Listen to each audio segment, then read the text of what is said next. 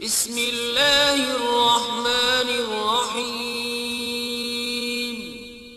شروع اللہ کے نام سے جو بڑا مہربان نہایت رحم والا ہے۔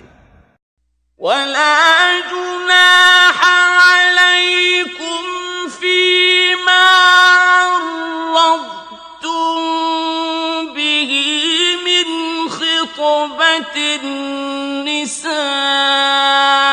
أَوْ أَكْنَنتُمْ فِي أَنفُسِكُمْ عَلِمَ اللَّهُ أَنَّكُمْ سَتَذْكُرُونَهُنَّ وَلَكِنْ لَا تُوَاعِدُوهُنَّ سِرًّا إِلَّا أَن تَقُولُوا قَوْلًا مَّعْرُوفًا وَلَا تَعْزِمُوا عُقْدَةَ النِّكَاحِ حَتَّى يَبْلُغَ الْكِتَابُ أَجَلَهُ وَاعْلَمُوا أَنَّ اللَّهَ يَعْلَمُ مَا فِي أَنفُسِكُمْ فاحذروه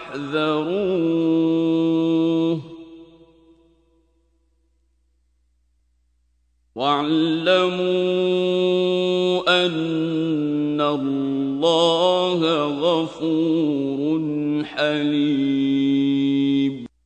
اگر تم کنائے کی باتوں میں عورتوں کو نکاح کا پیغام بھیجو یا نکاح کی خواہش کو اپنے دلوں میں مخفی رکھو تو تم پر کچھ گناہ نہیں۔ خدا کو معلوم ہے کہ تم ان سے نکاح کا ذکر کرو گے، مگر ایام عدت میں اس کے سوا کہ دستور کے مطابق کوئی بات کہہ دو، پوشیدہ طور پر ان سے قول و قرار نہ کرنا، اور جب تک عدت پوری نہ ہو لے نکاح کا پختہ ارادہ نہ کرنا، اور جان رکھو کہ جو کچھ تمہارے دلوں میں ہے خدا کو سب معلوم ہے، تو اس سے ڈرتے رہو اور جان رکھو کہ خدا بخشنے والا اور حلم والا ہے۔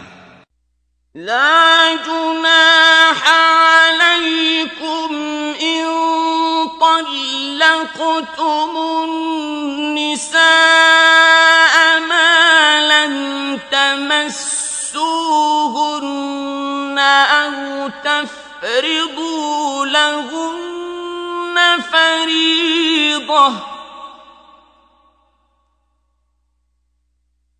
ومتعوهن على الموسع قدره وعلى المقتر قدره متاعا بالمعروف حقا على المحسنين۔ اور اگر تم عورتوں کو ان کے پاس جانے یا ان کا مہر مقرر کرنے سے پہلے طلاق دے دو تو تم پر کچھ گناہ نہیں۔ ہاں ان کو دستور کے مطابق کچھ خرچ ضرور دو، یعنی مقدور والا اپنے مقدور کے مطابق دے اور تنگ دست اپنی حیثیت کے مطابق۔ نیک لوگوں پر یہ ایک طرح کا حق ہے۔ وَإِن طَلَّقْتُمُوهُنَّ مِن قَبْلِ أَن تَمَسُّوهُنَّ وَقَدْ فَرَضْتُمْ لَهُنَّ فَرِيضَةً فَنِصْفُ مَا فَرَضْتُمْ إِلَّا أَن يَعْفُونَ أَوْ يَعْفُوَ الَّذِي بِيَدِهِ عُقْدَةُ النِّكَاحِ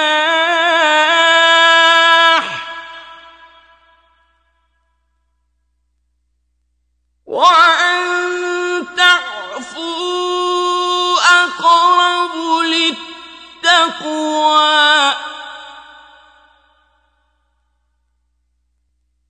وَلَا تَنسَوُا الْفَضْلَ بَيْنَكُمْ إِنَّ اللَّهَ بِمَا بما تعملون بصير اور اگر تم عورتوں کو ان کے پاس جانے سے پہلے طلاق دے دو لیکن مہر مقرر کر چکے ہو تو آدھا مہر دینا ہوگا۔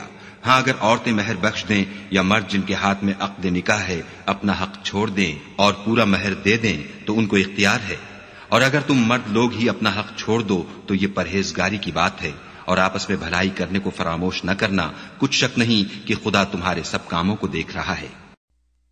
حافظوا على الصلوات والصلاة الوسطى وقوموا لله قانتين۔ مسلمانوں، سب نمازیں خصوصاً بیچ کی نماز یعنی نماز عصر پورے التزام کے ساتھ ادا کرتے رہو اور خدا کے آگے ادب سے کھڑے رہا کرو۔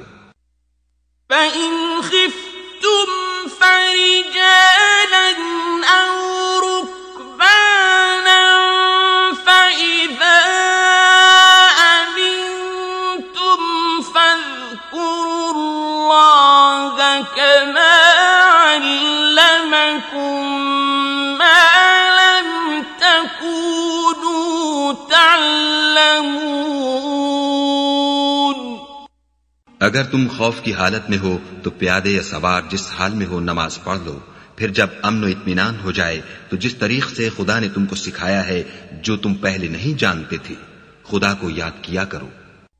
والذین یتوفون منکم ویذرون ازواجا وصیة لأزواجهم متاعا إلى الحول غير إخراج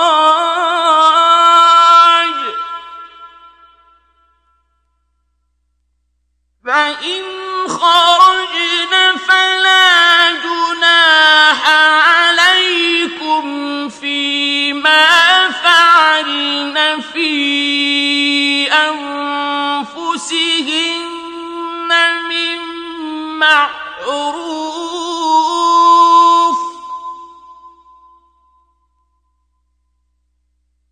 والله عزيز حكيم۔